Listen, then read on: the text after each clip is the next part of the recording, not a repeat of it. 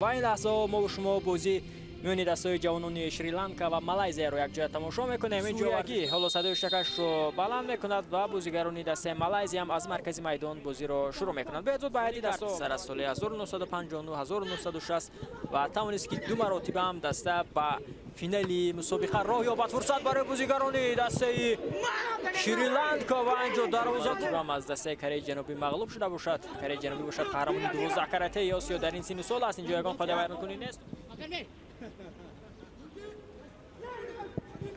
ارسال انجام داده می شود و اینجا چگونه تو واردی دروازه نمی شود. فرصت برای بازیگران مالایزیا و اکنون توپ واردی دروازه می شود. امیر فرهان در دقیقه 32 بازی توانست که گل بزند.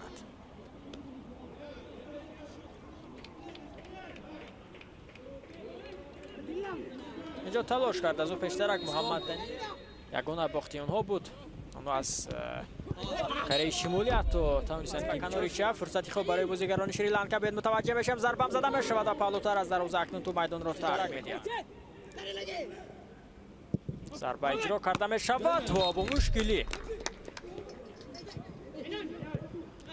تلاش بازیگران مالایزیا برطرف میکند. یک ضربه دیگر زده می شود و ببینید که دیگر بار اینجا دروازه‌بان دسته شریلانکا میتواند که اینجا پاس میدهد. یک ضربه از مسافه دور اینجا بیرون از جریمه اجرا کرده می شود.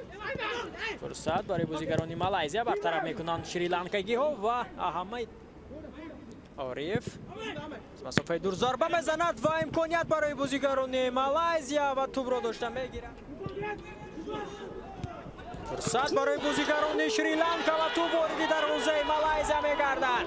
حساب 1-1 مؤلفی گل میشود. اینجا هاریش از هیئت دسته شریلانکا این اولین ارسال به داخل جریمه گاه و این حالت اکنون برطرف برگزار میگردد و با همین واخوری مرحله گروهی در گروهی انجام می‌یابد. صدای اشتکی فیرز طویل سوریگی از انجام بازی میان دسته شریلانکا و مالایزیا درک میدهد. بازی بود. پس از این بازی میان دسته تاجیکستان و عمان برگزار می شود و ما باشیم در همین جا در ورزشگاه مرکزی شهر دوشنبه. گزارش